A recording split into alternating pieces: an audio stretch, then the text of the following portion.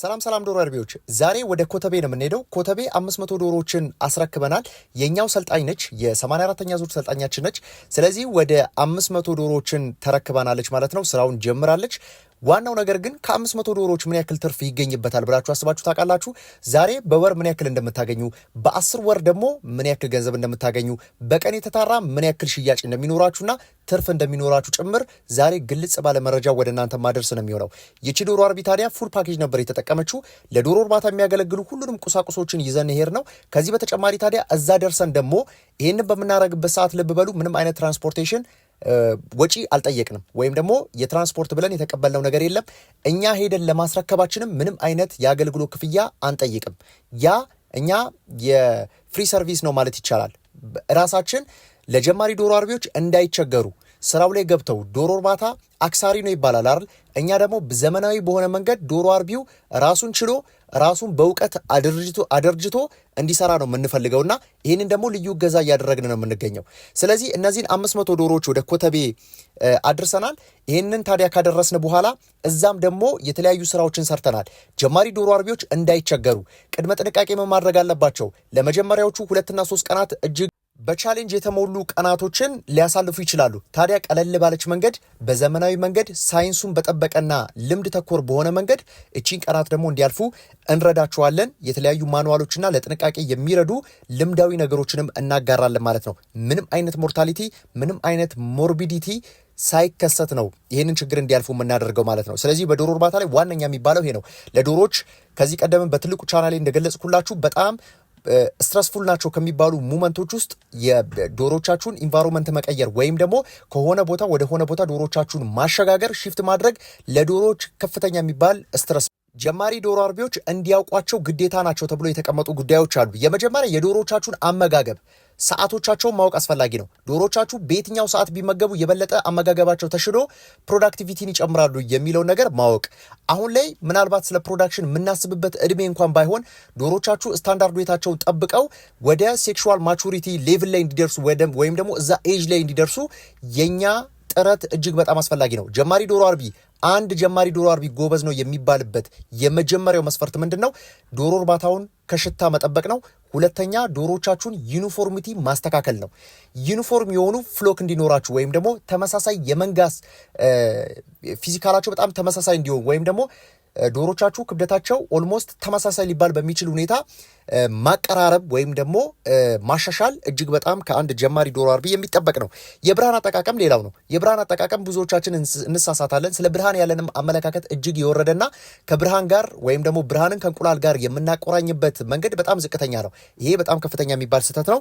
ይህንን ደግሞ የሚያስተካክሉ አጠር ያለች አንድ ማኑዋል ቅልብጭ ያለች በቃ ምንም ዶሮ አርቢው ሰውን እንኳን የማይጠይቅበት እርዳታ የማያስፈልገው አይነት ማኑዋል ነው የምናዘጋጀው። ከኛ ካለፍንባቸው መንገዶች ሳይንሱን ተከትለን የምናዘጋጃት ነች። እሷንም ለአርቢዋ ሰጥተናል ማለት ነው። ከዚህ በተጨማሪ እንግዲህ የአመጋገብ ፕሮግራማቸውን ወይም ደግሞ ቅድም እንዳልኳችሁ አንደኛ የሰዓታትን ማየት አስፈላጊ ነው። ሁለተኛ መጠኑንም ማየት አስፈላጊ ነው። ዶሮቻችሁ በምን ያክል ጊዜ ልዩነት ተጨማሪ መኖ ያስፈልጋቸዋል? ምን አይነት መኖ እንጠቀማለን? ጥሩ መጥፎን መኖ የምንለይበት ዘዴ ከኳሊቲ ከወረደው መኖ የምንለይበትን ዘዴ ስልጠናም ላይ ስለተከታተለች ብዙ አይቸግራትም። ከዚህ በተጨማሪ ታዲያ ዶሮዎችን ከስትረስ ነፃ ማድረጉ ላይ ነው ብዙ ስራ የተሰራው። ቫይታሚን ተሰጥቷቸዋል። እነዚህ ዶሮዎች ልዩ እንክብካቤ በቪዲዮ ላይ እንደምትመለከቱት እንግዲህ ልዩ እንክብካቤ የተደረገላቸው ዶሮዎች ናቸው። ወደ 500 ዶሮዎች ቢዝነስ ፕላን ወይም ደግሞ ፋይናንሻል ቢዝነስ ፕላን ልምጣላችሁ። 500 ዶሮዎችን በዚህ ወቅት ብታስገቡ በአሁኑ ገበያ 500 ዶሮዎችን ብታስገቡ አንድ ዶሮ አርቢ ምን ያክል ሊያተርፍ ይችላል? ይሄ የብዙዎቻችን ጥያቄ ነው። በ500 ዶሮ ብጀምር ምን ያክል ኮስት አለው፣ ምን ያክል ደግሞ ፕሮፊት አለው የሚለውን ነው ሁላችንም የምንሰራው። ታዲያ ዛሬ አንዱን ይዤላችሁ ልምጣ። ትርፉን ብቻ ልንገራችሁ። ዛሬ ባለው የእንቁላል ገበያ እንቁላል 13 ብር ከፋርም እየወጣ ያለበት ቀን ነው ዛሬ። ስለዚህ በዚህ እንቁላል 13 ብር እየተሸጠበት ባለበት ወቅት ላይ አንድ ዶሮ አርቢ 500 ዶሮዎችን ቢያስገባ በቀን 430 እንቁላል ጎበዝ ዶሮ አርቢ ያገኛል። ሰነፍ ዶሮ አርቢ ግን 200 እና 300 እንቁላል ሊሰበስብ ይችላል። ልብ አድርጉ። ጎበዝ ዶሮ አርቢ ያልኩት ብዙ መስፈርቶች አሉት። ስልጠናውን ብትወስዱ እጅግ በጣም የተሻለ ነው። በተለይ ደግሞ ልምድን ድጋፍ አድርገው ወይም ደግሞ ሳይንስና ልምድን አጣምረው ከሚሰጡ ፕራክቲካል በሆነ መንገድ መሬት ላይ በወረደ መንገድ ስልጠና የሚሰጡ ስልጠና ተቋማትን ብትወስዱ እጅግ በጣም መልካም ነው። የኛ ምንም ማታወዳድሩት ማለት ይቻላል 87ኛ ዙር መጪው ሰኞ ይጀምራል። መጪው ሰኞ ስልጠናው የሚጀምርበት ነው። እሁድ ላይ በስልክ ተመዝግባችሁ የመመዝገቢያ ያስገብታችሁ ሰኞ ዱከም ብሉ ናይል ህንፃ ወይም ደግሞ መናኸሪያ አጠገብ ከተገኛችሁ የኛ ሰርቪስ መጥቶ ተንከባክቦ ወደ እርባታ ይወስዳችኋል። ከእርባታ ደግሞ ከስልጠናው ቦታ ወደ መጣችሁበት ደግሞ ትራንስፖርቴሽን ወደሚያመቻችሁ ቦታ ያደርሳችኋል ማለት ነው። ስለዚህ ሁሌም ምዝገባ አለ፣ ሁሌም ስልጠና አለ እኛ ጋር። ታዲያ ከጊዜ ወደ ጊዜ የስልጠናችንን ኳሊቲ ወደ እርባታው የመቅረባችንን መጠን እየጨመርን ያለ ነው። 84ኛ 83ኛ ዙር ሰልጣኞች ያልወሰዱትን ትምህርት 87ኛ ላይ ያገኙታል። ወቅቱን መሰረት አድርገን ማለት ነው። ስልጠናውን ብትወስዱ ምንም ማብራራትም አይጠበቅብኝም። ብቻ ኑና ካልተደሰታችሁ እኔ እቀጣለሁ ማለት ነው። ወደ መረጃው ልምጣላችሁ። 430 እንቁላል ያገኛል ብለናል። በነገራችን ላይ 430 እንቁላል ፒክ ሲዝን ይባላል። ለዶሮች እጅግ በጣም ወሳኝ የሚባልበት ጊዜ ወይም ደግሞ ዶሮቻችሁን ከ26ኛ ሳምንት ጀምሮ ዶሮቻችሁ ምርት ከጀመሩ ከ1 ወር ከ15 ቀን በኋላ የሚጀምርበት ነው። የወጣትነት ጊዜ አምራች በሚሆኑበት ወቅት ማለት ነው። ይሄ አምራች የሚሆኑበት ወቅት 10 ወራትን ይቆያል። አንድ ጀማሪ ዶሮ አርቢ ልብ በሉ፣ አንድ ጀማሪ ዶሮ አርቢ ይሄንን 10 ወራት ካልተጠቀመ እንደከሰረ መቁጠር አለበት። ዶሮቹ እንኳን በህይወት ቢኖሩ እርባታው ውስጥ ቢኖሩ ማለት ነው እንደከሰረ ማወቅ መቻል አለበት። ካልተጠቀመ ማግኘት የሚገባውን የእንቁላል ምርት ከዶሮቹ ካልሰበሰበ አምራች ካልሆነ ኪሳራ ነው። በሽታ ስለገባ ብቻ አይደለም፣ ወይም ደግሞ የተለየ ኬስ ስለተፈጠረ ብቻ አይደለም፣ እንቁላል ስለቀነሰ ብቻ አይደለም። በዚህም ይከሰራል። በዶሮቻችሁ አምራች በሆኑበት ወቅት ላይ አንድ ጀማሪ ዶሮ አርቢ 430 እንቁላል ይሰበስባል ካልን ለተከታታይ 10 ወራት ያክል ይህንን እንቁላል መሰብሰብ ይችላል። በጣም ጥንቃቄ በዶሮች ለምሳሌ በጣም ክሪቲካል የሚባል ሲዝን ወይም ደግሞ ክሪቲካል የሚባል ታይም ይሄ ታይም ነው፣ ይሄ ሲዝን ነው፣ ይሄ ወቅት ነው። ይሄ ወቅት አርቢው አድፍጦ ነው መስራት የሚገባው ማለት ነው። በጣም ጥሩ የሚባል ዶሮቻችሁ በቃ ያለ የሌለ ኃይላቸውን ተጠቅመው እንቁላል ያመርታሉ በዚህ ወቅት። እናንተን ጥረት ካገኙ ደግሞ የበለጠ ይተኮሳሉ። ስለዚህ ዶሮቻችሁ 430 እንቁላል፣ ብዙዎቹ እንግዲህ 430 እንቁላል ተብሎ ለምን ይሰራል ይላሉ። እውነት ነው፣ መሰራት መቻል አለበት። አርቢው ነው፣ እንደ አርቢው ነው የሚለያየው። የቁጥር መለያየቶች ይኖራሉ። ለምሳሌ ዛሬ 420 እንቁላል ሊሰበሰብ ይችላል፣ ነገ 435 እንቁላል ሊሰበሰብ ይችላል። ጤናማ የሚባል የፕሮዳክሽን ፍላክቹዌት የሚያደርግበት መጠን ነው። ስለዚህ የሚጠበቅ ነው። ስለዚህ ወደ ቀጣዩ መረጃ ልላፍላችሁ። ሞር ወደ ማስተማሩ ገባው። 430 እንቁላል በቀን ብታገኙ በአንድ ወር ውስጥ 12900 እንቁላል ታገኛላችሁ በወር ምርታችሁ ማለት ነው። ይሄ ማለት ደግሞ ቅድም እንዳልኳችሁ በወጣትነት ዘመናቸው ብናሰላው ወደ 129 ሺህ እንቁላል ምርት ይኖራችኋል ማለት ነው። እንዲሁ ልንገራችሁ ብዬ ነው። ነገር ግን እኛ ወራዊ ነው ሂሳብ እየሰራን ያለ ነው። 5590 ብር በቀን ሽያጭ ይኖራችኋል ከእንቁላል ብቻ። በእነዚህ በ430 እንቁላል 13 ብር ብትሸጡ 5590 ብር በቀን ያልተጣራ ሽያጭ አላችሁ። እናጣራዋለን። የመኖ ወጪ 3000 ብር አላችሁ በቀን አለባችሁ። ዶሮቻችሁ የ3000 ብር መኖ በቀን ይጠቀማሉ። 500 ዶሮን ያስገባ ዶሮ አርቢ እንቁላል መጣል ከጀመሩ በኋላ ይሄ ቋሚ ነው። ምናልባት የመኖ ዋጋ መጨመር ካለ በተወሰነ መልኩ የመጨመር የመቀነስ ነገር ይኖራል። በእርግጥ መኖ ጨምሮ ቀንሶ አያውቅም፣ መጨመር ሊኖር ይችላል። ስለዚህ እነዚህን እንቁላሎች ሸጠን ከዛም ደግሞ ዶሮቻችን የሚጠቀሙት መኖ አለ፣ 3000 ብር አለ። በቀን 3000 ብር መኖ የምታወጡ ከሆነ በወር 90,000 ብር መኖ ታወጣላችሁ ማለት ነው። ለነዚህ ለ500 ዶሮዎች አጠቃላይ ከእንቁላላችሁ እንቁላሉን ሸጣችሁ የምታገኙት ሽያጭ 167700 ብር ነው። ሽያጭ ነው ያልኩት፣ አልተጣራም። አሁንም ሌሎች ብዙ ወጪዎች ይቀሩናል። 167700 ብር ወራዊ ሽያጫችሁ ነው፣ ከእንቁላሉ ሽያጭ ያገኛችሁት ነው። ነገር ግን ደግሞ ተጓዳኝ ወጪዎች አሉ። ቅድም እንዳነሳውላችሁ የመጀመሪያው 90,000 ብር መኖ ወጪ ያለባችሁ ዶሮቻችሁ በቀን 60 ኪሎ ተመጋቢ ከሆኑ ማለት ነው። ቀላል ሂሳብ ነው። ሌላው የውሃ ወጪ ያለባችሁ ወራዊ አማካኝ 3000 ብር ይዤላችኋለሁ። የቤት ኪራይ አማካኝ 11000 ብር ይዤላችኋለሁ። አማካኝ የምለው በነገራችን ላይ አንድ ዶሮ አርቢ 500 ዶሮዎችን አስገብቶ 11000 ብር መከራየት የነበረበትን ቤት 15000 ብር ቢከራይ ኪሳራ ላይ ነው ያለው። ስለዚህ የምትከራዩበትን የኪራዩ መጠንና የዶሮቻችሁን መጠን ማስታረቅ አስፈላጊ ነው። ማመጣጠን አስፈላጊ ነው። ይህንን ከግምቱ ማስገባት አስፈላጊ ነው። ስለዚህ በአማካኝ ብዬ መጠቅስላችሁ መሆን ያሉበትም ስለሆኑ መሆን የሚኖርባቸውም ስለሆነ ከግምት ውስጥ እንድታስገቡልኝ ፈልጋለሁ። የሰራተኛ ከ4500 እስከ 5000 ብር፣ ደህና ሰራተኛ 5000 ብር ቢከፈላት አዋጭ ነው። ሌላው የቫይታሚን 2500 ብር አለባችሁ፣ የመድኃኒት 1000 ብር አለባችሁ፣ የክትባት 700 ብር አለባችሁ። በእርግጥ የክትባት የምንለው ሁል ጊዜ አይደለም፣ በየወሩ የሚመጣ ወጪ አይደለም፣ በየሁለት ወሩ አንድ ጊዜ የሚመጣ ወጪ ነው። መድኃኒትም ሁል ጊዜ አይደለም። ዶሮቻችሁ በጤንነት የምትይዟቸው ከሆነ ይሄ የመድኃኒት ወጪ ይቀርላችኋል። ነገር ግን ምናልባት ብለን በሚቀጥለው ወር የ2000 ብር መድኃኒት ልገዙ ትችላላችሁ፣ በዚህኛው ወር ላገዙ ትችላላችሁ። ያ መመጣጠን መቻል አለበት። ሌላው የትራንስፖርቴሽን ወጪ ነው። የትራንስፖርቴሽን ወጪ ደግሞ 1000 ብር ይዤላችኋለሁ። እንዲሁም ደግሞ ያልታሰበ የመኖ ጭማሪ ሊኖር ይችላል። ምናልባት የመኖ ጭማሪ በየጊዜው ይታወቃል። 50 ብርም 70 ብርም 100 ብርም ይጨምር ይችላል። እኔ እዚህ ጋር 1500 ብር ይዤላችኋለሁ።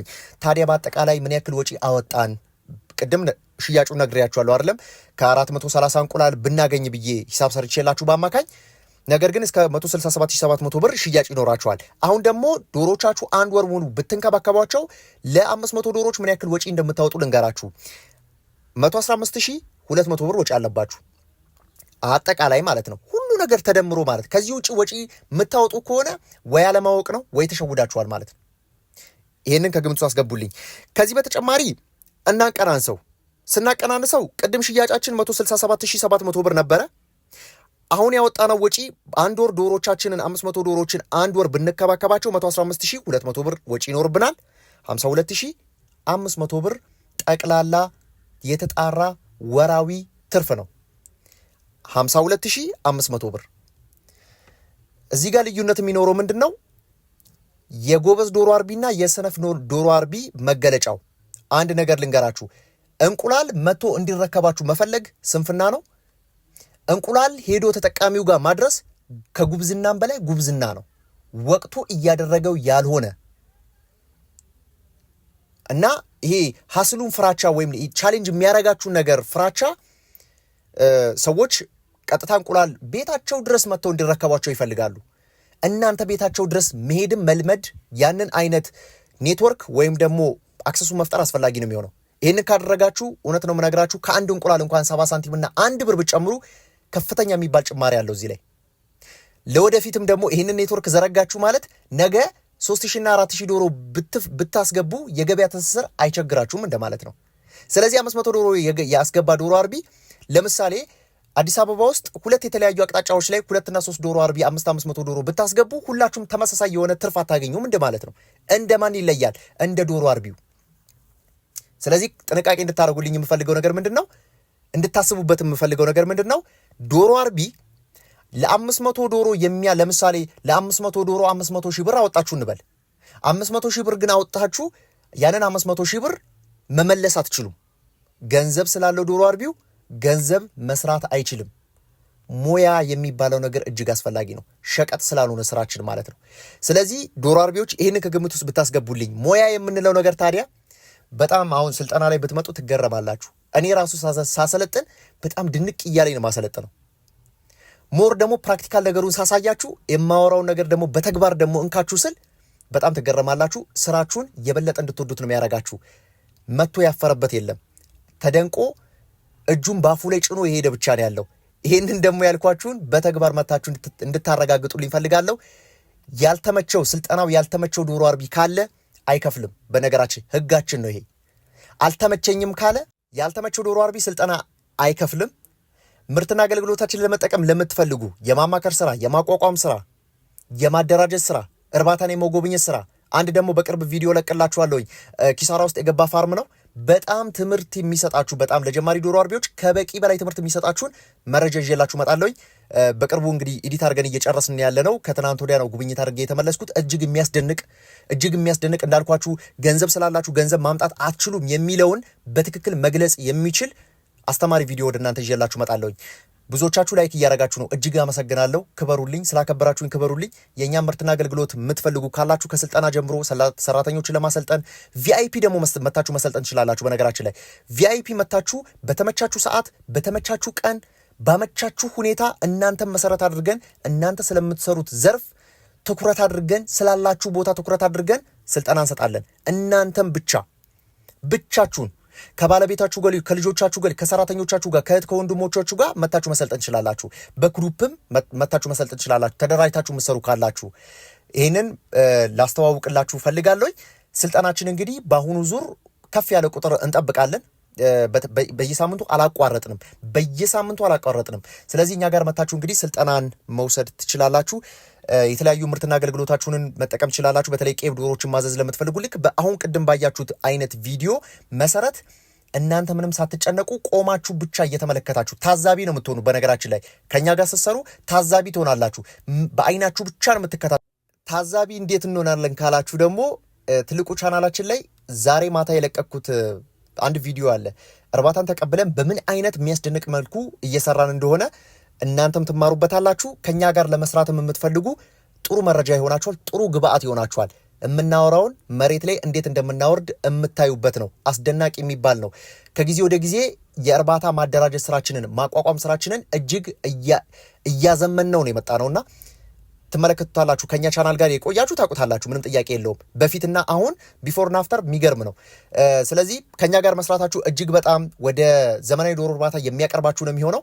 የኛን ምርትና አገልግሎት ለማግኘት ለምትፈልጉ በ0954 62 13 24 አሊያም በ0969 58 30 22 ላይ የደወላችሁ ዱከም ብሉ ናይል ህንፃ ሁለተኛ ፎቅ። በነገራችን ላይ ዱከም ስትመጡ ብዙ የሚያወዛግብ ነገር የለውም።